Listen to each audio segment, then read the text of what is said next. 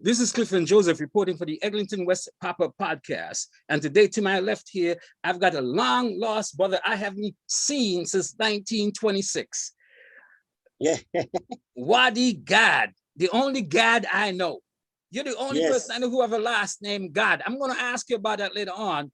But the champion drummer in Toronto when I was coming up, I don't know if you left Toronto too early, but after you, it was like there was you, Benbow, there's then came Crash Morgan, Rafa Dean, and so on. Then Wadi, you left Toronto, you went to California, then you ended up back in your home country of Trinidad and Tobago. Brother, how are you doing and how has been the journey?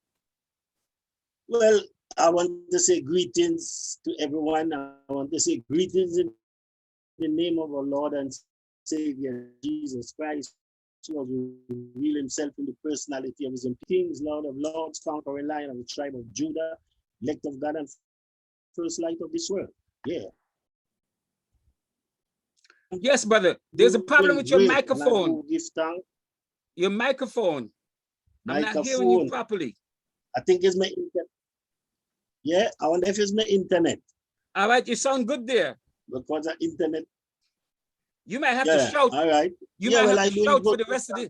You might have to shout for the rest of this interview.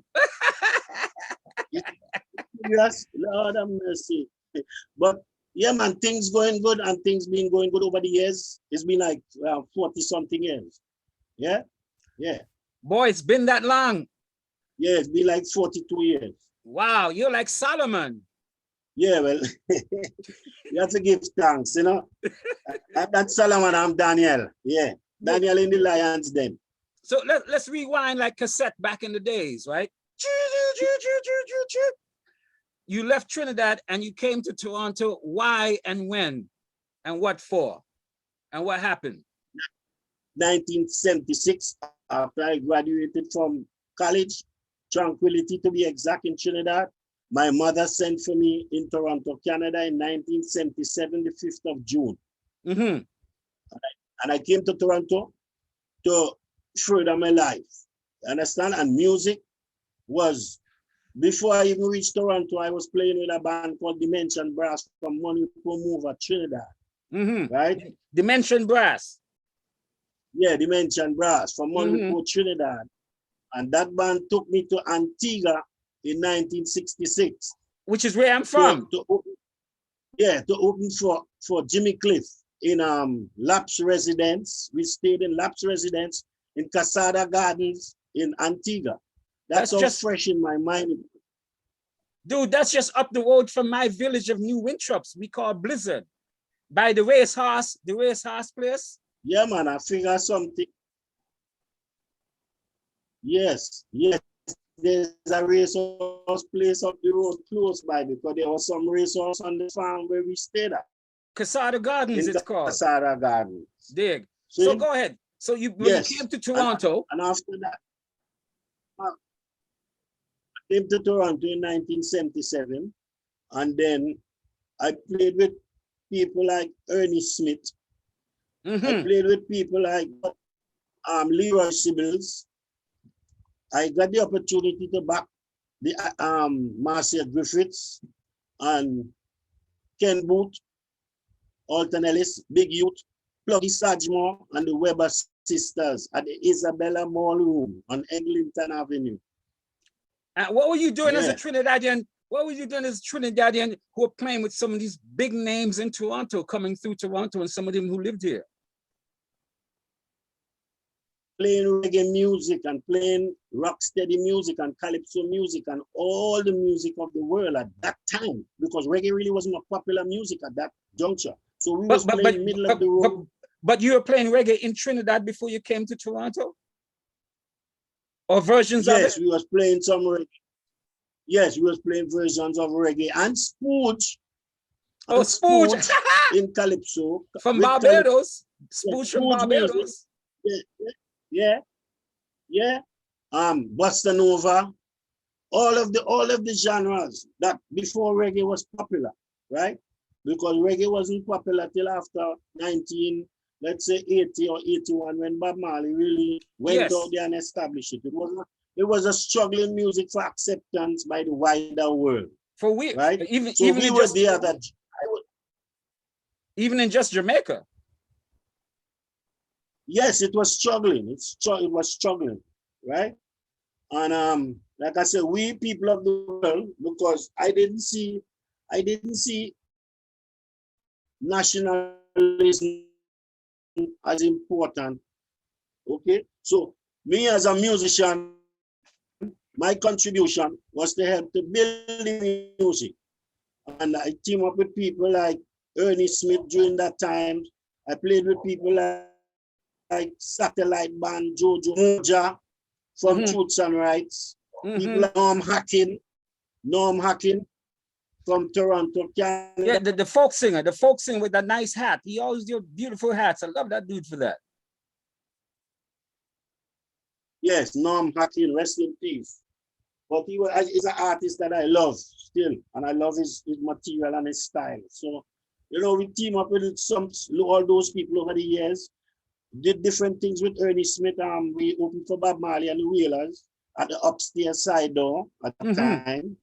We opened for people like Max Romeo, Toots and the Maytals, you know, all the greats in that time, you know, and did some recording at Cosmos Studio with Ozzy Hibbert.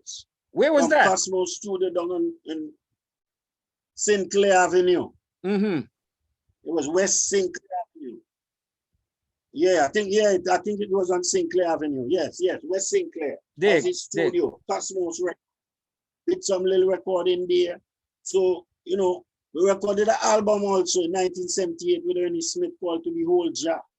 And also recorded a single called Don't Down Me Now by Ernie Smith and the Roots Revival from those days, you know? Because so, Ernie Smith was living here. Ernie Smith was living here at that time, partially. Yes, Ernie Smith was residing in Toronto at the time. And it was a blessing for me to meet up Ernie at that time, because Ernie Smith's career changed from that time. You know, because how so? How do you mean? How Ernie so? was singing all different kind of music. As a matter of fact,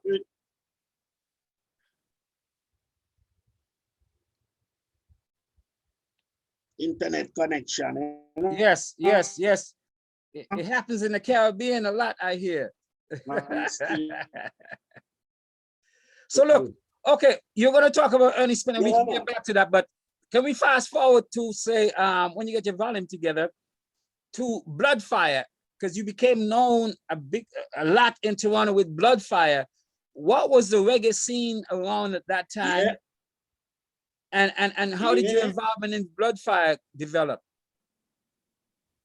Well, Bloodfire developed after Ernie Smith had gained a lot of popularity and playing right across Canada, touring the East Canada, touring West Canada.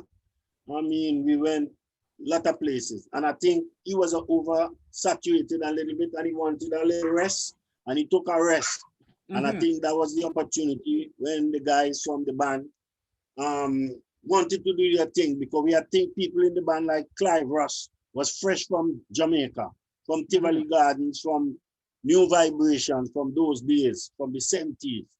And Clive Ross was a great songwriter, bass player, singer. And Tony Nicholson joined Roots Revival in the ending of Roots Revival, and then merged to form Bloodfire, which he was one of the lead singers in Bloodfire. Tony Nicholson and Clive Ross was the main singers, along with Crash Morgan. The drummer, the drummer, who was a very good drummer, right? But at that time, Wadi Daniel at that time decided to take a musical sabbatical break from commitment. So I didn't build Bloodfire. It was Clive and Tony. And Crash Morgan was the original drummer, which he was a great drummer. You know, Crash was a good drummer. And that's the time when I went and meet up people like Gary Lou and Jati bass player, because I was more freelance then at that time. Mm-hmm. And I also team up with people like Iwata and Exola. And Iwata was a great musician himself with Ishaka, dub poet Ishaka, and Akid Yes. was also part of DUBZZ, which was a real formidable roots ensemble of Toronto at that time. Absolutely. Which oh my Lord. Things are Roots revival. Things is going on. Roots revival. Which Roots revival? Which the DUBZZ end up backing recording people like yourself and Sister Akua. Afua Cooper, yes. Afua Cooper and yourself and Devon Horton, mm-hmm. and some recordings along with people like Leroy Gibbons. We did our first recording with Leroy Gibbons ever, mm-hmm. with Roots label, ROOTS, Roots label, was a Jamaican teacher, I forget his name, but I'm sure he went on to be a big producer, because that recording was his first production with Leroy Gibbons. What was the scene? What was the reggae scene at that time? Because remember, Zola used to have a thing called Strictly Local at that Trinity church there on Bloor, West Spadina, where you get all the local poets and musicians together and bands together and do a whole thing for a couple of years. I remember Ratnacar and them had their club down there, and Dundas, Easter Bathurst there, and so on. What was happening? Describe the reggae scene at that time. Well, I think during that time the reggae scene in Toronto was really ripe. When I say ripe, it was a whole lot of stuff happening at the same time. I mean, there was live clubs, and Toronto is such a place that entertainment and alcohol happens like in a club. There's clubs all over. So it's a place where people go out. So attendance was always plentiful. And the scene was vibrant. Musicians was competition was friendly. Musicians was kind, but at least it was survival, because that was our living at that time, right? And I mean, like I said, the scene was vibrant. You had a lot of artists coming in from Jamaica, fresh artists like Brigadier Jerry, DJing. You had a lot of dances in Toronto in terms of session. Session, like from midnight till daybreak. Session, rubber dub session. Telling you, bleaching, baby, bleaching. Yeah, bleaching thing. But I, as a musician, I was bleaching for the music, because I went to most of the dances with enough of the DJs them and enough of the sound systems in Toronto them time there. You know, some of them I can't remember vaguely, but some like, but heavy, hard-hitting song, you know, during them time there. You know, and like I said, the music was being saturated everywhere. Every artist wanted a piece of reggae. Every artist. Just during those days, Peter Tosh did a duet with Mick Jagger. I mean, yes, every artist. So really and truly, during that time, like I said, the musicians and the artists was the instrument for spreading the music and the culture to these means. Wadi, I saw Mick Jagger with, I saw Peter Tosh with Mick Jagger at, remember the revolving stage at Ontario Place at the Forum, where the stage would move around? And remember when Tosh was riding one of them unicycles? The unicycle. And he performed with the unicycle, boo. Yes, man. Peter Tosh was during that time. I mean, during those times, even when I met Bob Marley and them, after we opened to them, Peter Tosh was still my favorite artist. Why? Why? Why? Because he was outspoken. He's a man that reminds me of myself. He was very, well, whatever he stood for that. And his musical ability, most of all, was very wide. Very wide. His songs didn't have two chord structures. His songs had many different chords. His songs had orchestration. You could see in him that he have a big vision. Even if you listen to his reasonings, he is well educated in biblical knowledge, history, and chemistry and biology, because he explained about the substances in cannabis so eloquently that I wouldn't even attempt. You know, each component that is made of, Peter Tosh can explain it in a scientific way and in layman terms.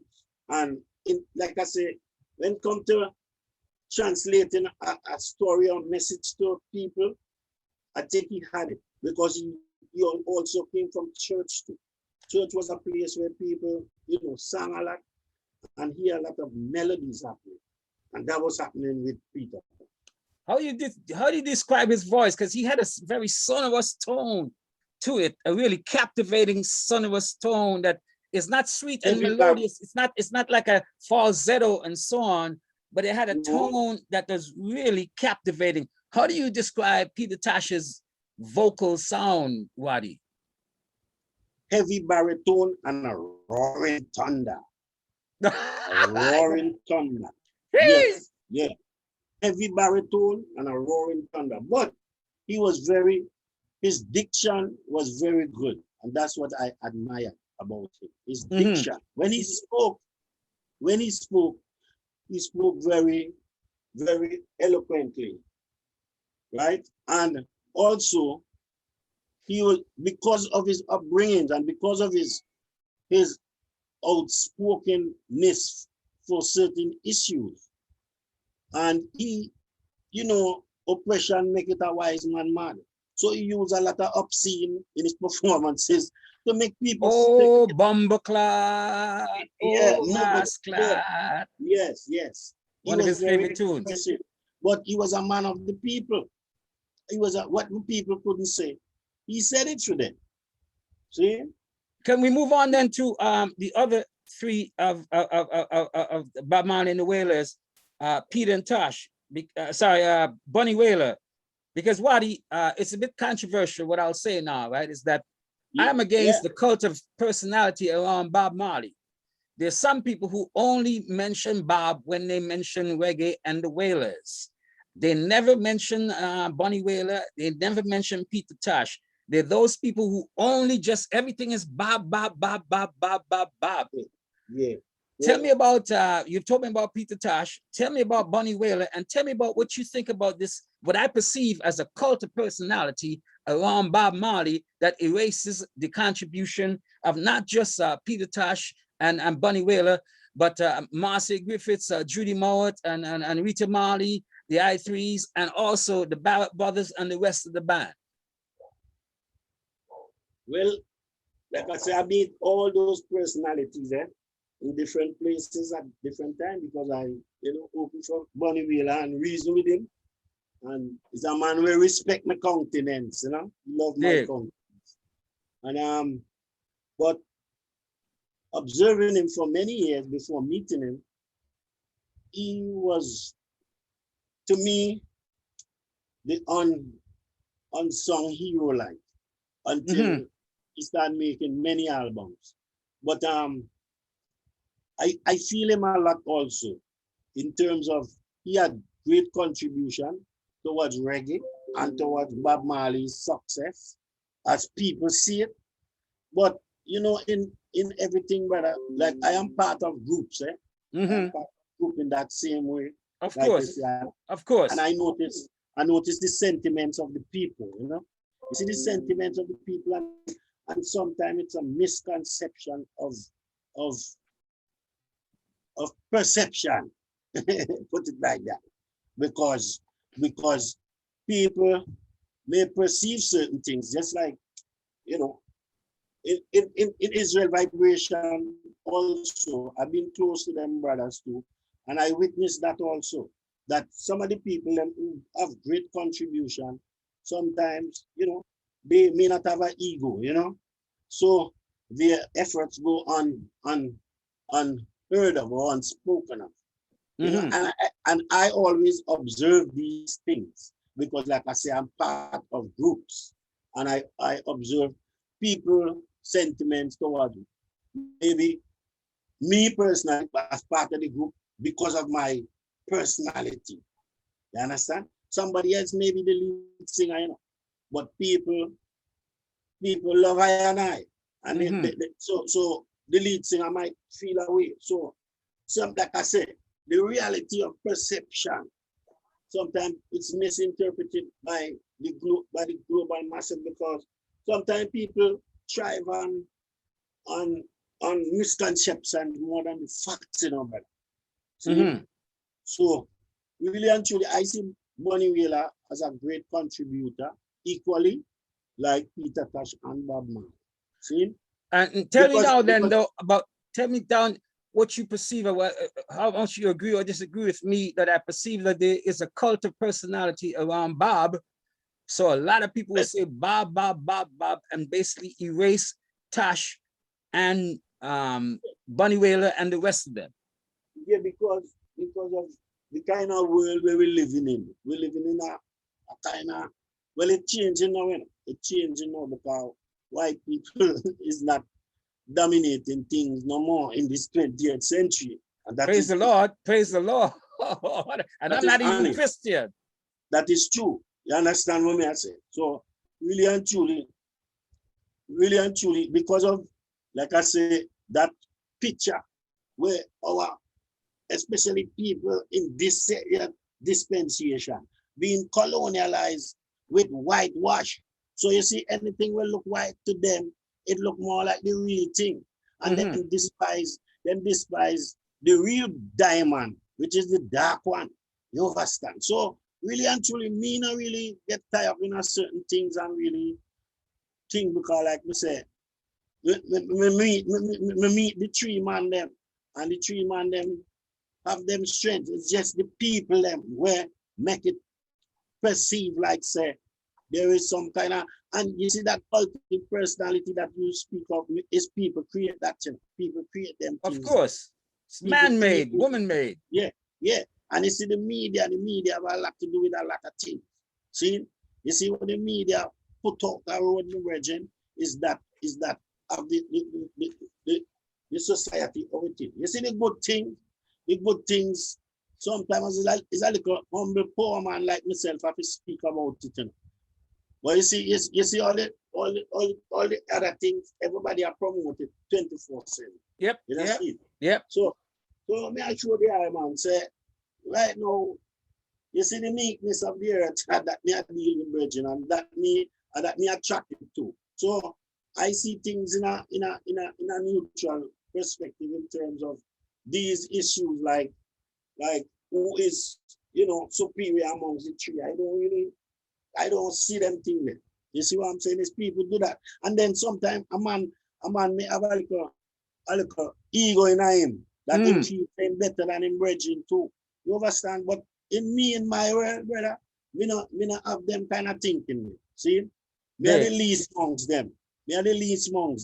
And the same thing me feel as a drummer. See, all over the years, you have many drummers in Toronto. We meet Horsemouth, we meet Santa Davis, we meet all of the great Carl Eaton, we meet Style Scott, we meet the great Sly Dunbar, which me and him have a mutual respect for each other over the years. Sweet. Sweet. Because you see, every man have them own personality and character. You know? Yeah, every man have that. And let me throw three questions at you quickly, Wadi. Right? Yeah. One is how do you come up with the last name Gad, G-A-D? Yeah. Two, what was your influence on two of the drummers after you left that took over the scene to some degree was Crash Morgan and Rafa Dean. And three, did you leave Toronto too early and why?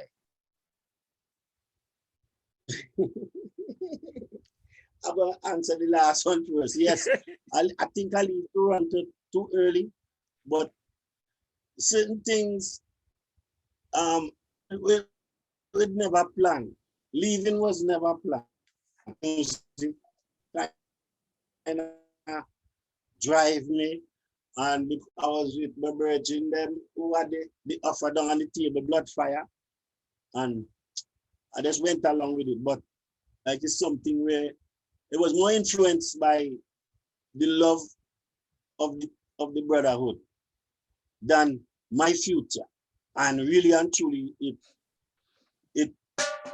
you know, in hindsight, I would have changed that little bit. But still, one thing I've learned over the years is that through my spiritual journey, like I say, me evolve in something where I love today.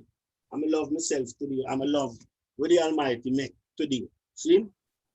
During those days, like I say, I was around 20, 25 years, 20 years, that span of my life. Still a young man. Years, because like still a young yes, man. I came to Toronto. Yeah, I came to Toronto at 20 years old.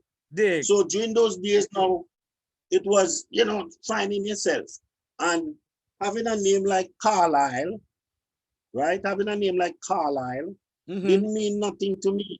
And I needed a name that I can live up to because I was moving into myself that time, right?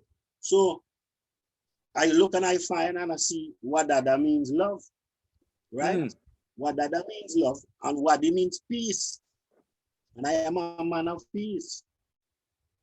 Yeah, nice. And I will pursue it. So that's where Wadi comes in, right? From them time, they name Wadi in 1985, 86, when I met the 12 tribe of Israel in California and get to read and read. I was already reading my Bible, but the instructions of reading it a chapter a day create a successive of knowledge and a succession of building works. and building and building and building. Yes, yeah, it was building and building the habit of reading, which was important. After reading the speeches of His Majesty, we get to realize that His Majesty said, reading, attendance to reading is good, you know? So we start follow these advices and start reading. And we realize, say, well, hey, to stay on the family of the Almighty, well, you have to name, you have to name you, right? So better him name you one of his sons. And one of Jacob's sons, they named Gad. He was the 8th son, and he born in basically around November. And we see tendencies to be a certain tendency, right? Then we check up myself and I see say he's a Gad. And I see I'm functioning in that realm in Gad. So as I read and I read and I read and I search and I find, you know, you find a lot of things. So like I said, everything changed. My name changed, my character changed, and everything grew. You know, you begin to adopt a family, a musical family, and a maternal family that you're responsible for. So you have responsibilities. So living up to my name was important, right? And God is the 8th son of Jacob, which he had 12 sons and 1 daughter. And the story continues. So, you know, Israel and the 12th tribe of Israel and so forth and so forth. You were the unquestionably, incontrovertibly, ridiculously so, the baddest drummer in the town, reggae-wise, at that time. After you left, I got involved, worked with you, got involved with Crash Morgan and Rafa Deans, who I believe took over in terms of that. They had different styles and so on, but they were really, really champion. What was your interaction with them, and what might you consider, first of all, your style of drumming, and how you think whatever you influence them with, even not beyond styles, but just maybe even in deportment and carrying yourself and relationship to music, what was your legacy, you think, to those two cats? Because I think that they came close to your groove, bro. What you think? Yes, yeah. Well, to tell you the truth,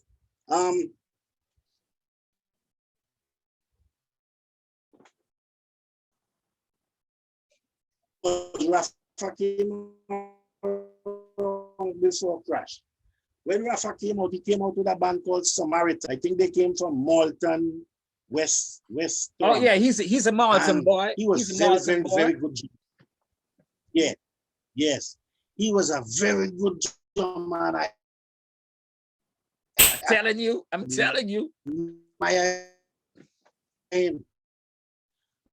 That brother could play. Very flashy, right? He could play his ass off. And that was a good element. He was very good. And Crash was also very good too. And I guess the reason why they call him Crash, because his name wasn't Crash. His name was Wally, right? Yes. They just quotes the Wadi, right? Big, yeah. Wally. The yeah. 2 W's, baby. 2 W's. Winners. Winners. Yeah. And me and Crash was good comrades. Me and Crash was good. And I love Crash playing because he had a different style. He was more in the steppers. He was very explosive. Crash was very explosive. And he could do all that rock thing that some of the other brothers didn't want to do too. Some rock and shit thing and far out shit that some of the other cats didn't want to go.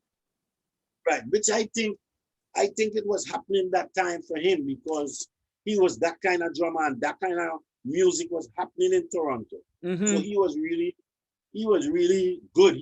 I think he did well. God rest his soul. And I think he was a great Rest in peace, Crash Morgan, baby. Yeah, Crash Morgan. And Rafa Dean both. Absolutely, rest in peace, Rafa. But tell me. I think Rafa. Go ahead about Rafa. Rafa contributed a lot to the reggae scene. Rafa did contributed quite a lot. He did really good. And Crash also. Yes, both did. Because look, I tell you something about Rafa. Crash. I dug Crash because Crash would give you the rock thing and you can shift him to do some jazz thing and so on.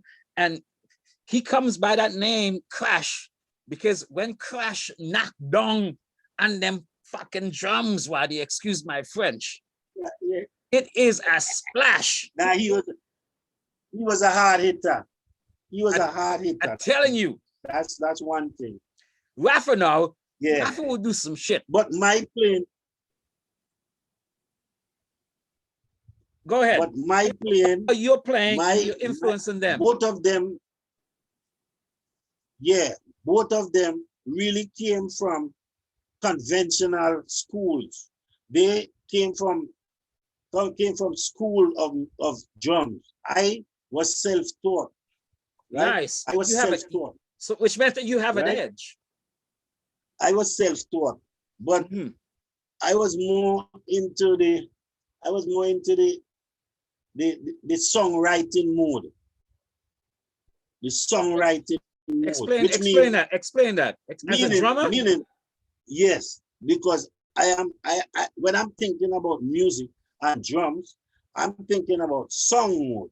I'm thinking about song start, the introduction, the singer comes in. So what is really happening in those interludes? And that's what I'm thinking about while I'm playing. So hold on, that goes against the idea of a drummer just being a backup, syncing with the bass. Yeah, you have to syncing with the bass, but you're playing in song mode, meaning you playing. Well, if the singer is not singing, that means you're playing already in the studio. Yes, you're thinking you have to be counting measurement and mathematics. Wadi, stick up in that for a moment. Are you talking about when a singer will say Harlem pull up and then go into drum and bass, drum and bass? Are you talking about that? Well, that too, but I'm talking about a singer write a song and he's going to perform it. But the musicianship should be concentrated on that song, and that's what when I play, that's what I'm really thinking about. I'm thinking about the delivery of the song. My roles cannot be everywhere or anywhere. My crash cannot be everywhere or anywhere. You're filling in the blanks. You're filling in the blanks. Yes. Yeah, you're really complimenting.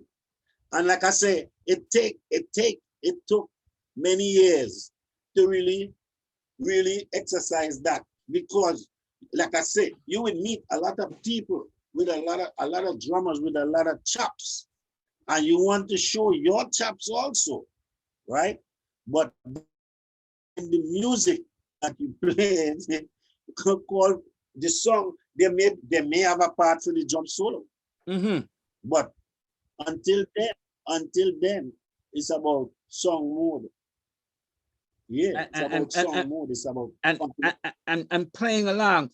What, Wadi, then would you say is your overall style beyond that, though? But in terms of deportment, in terms of the way you handle yourself beyond the music, but also with the music, in terms of your influence on Crash and Rafa, in terms of deportment, how you got to carry yourself. All three of you gravitated to a kind of Rasta vibe, right? Some of you more than others. And at the same time, the music business is a hell of a motherfucker. It can eat you up and bite you up. There may be fringe benefits. There may be fringe benefits that you want to take, and it might mess you up.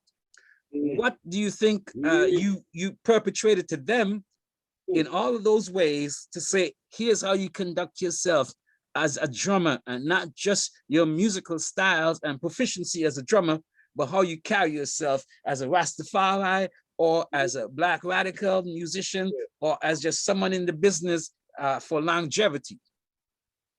Yeah. Well, I couldn't tell somebody how to act, but one thing about me that I learned, like, first thing you hear me talking about discipline in music, right? So, is it discipline in character? One thing I get to learn is this: discipline is a basic ingredient of genuine morality, therefore spiritual strength. Discipline of the mind, especially. So, one thing one must have is discipline of the mind, right? And I learned that from long.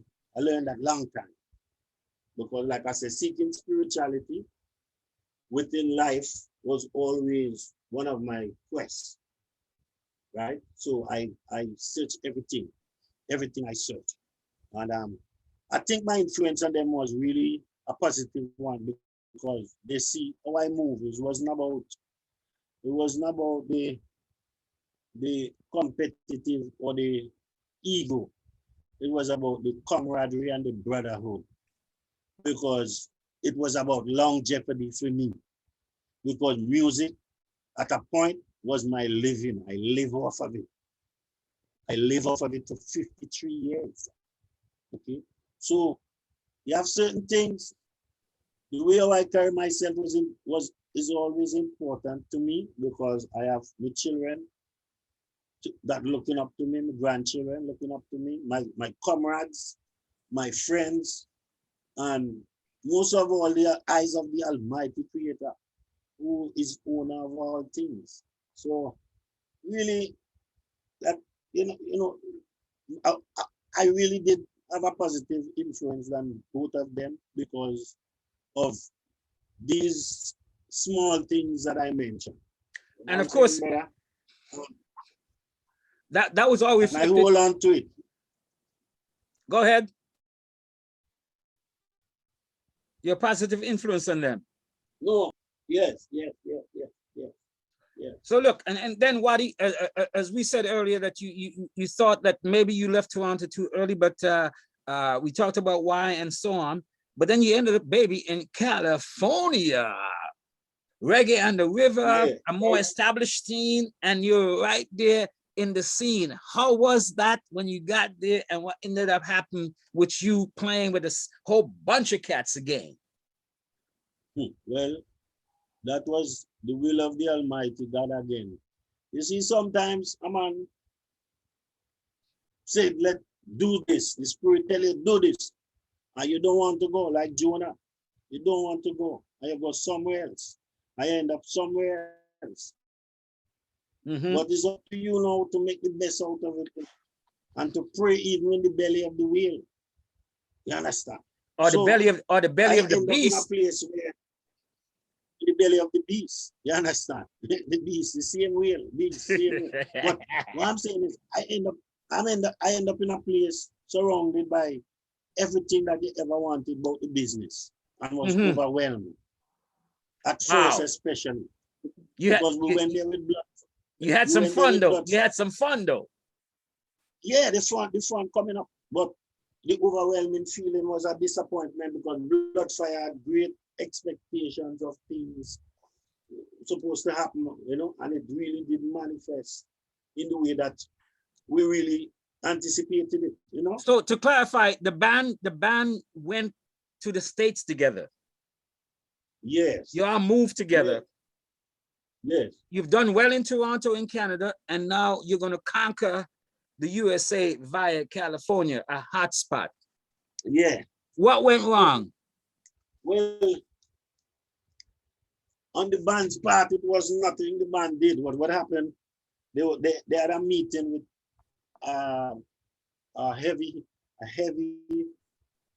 profile manager, and the manager actually gets sick, and it progressed to his passing. And they had a lot of things. R.I.P. Sorry to hear. Condolences. Yeah, they had a lot of things in place, but I think that put a damper on the whole contract and everything. Yeah, boy, but death will do that shit. Death will do that shit, yeah, doesn't it? Yeah, but what happened? Oh, gosh.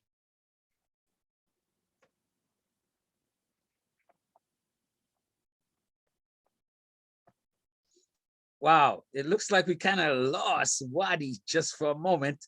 But let's see if we can get him back up on this shit. Oh man.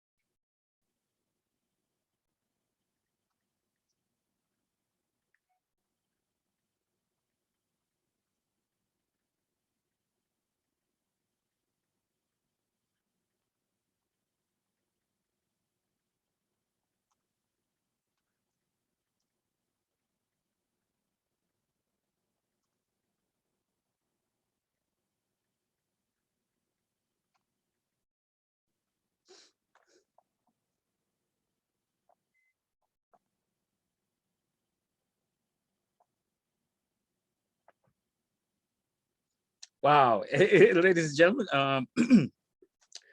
we unexpectedly lost Wadi Gad just now, but we went through a pretty long conversation, and from him playing in bands when he was like 14, 15, 16 in Trinidad and Tobago, to his mother bringing him to Canada, to Toronto, and then him playing there with a whole bunch of the big luminaries.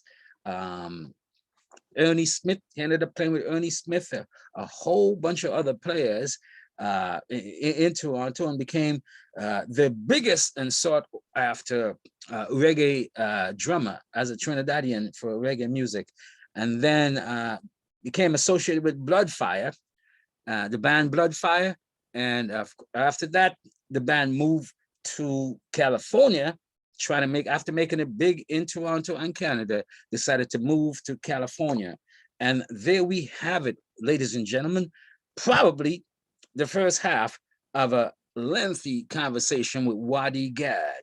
one of the baddest reggae drummers to come out of Toronto, a cat who was the biggest thing happening around and influenced cats coming up behind him, like, of course, two of my super duper favorites, Rafa Dean and Crash Morgan.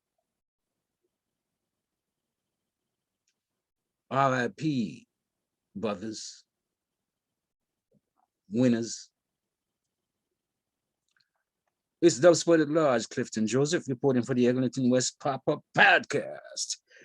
This was part 1 of me with Wadi Gad, legendary Toronto reggae drummer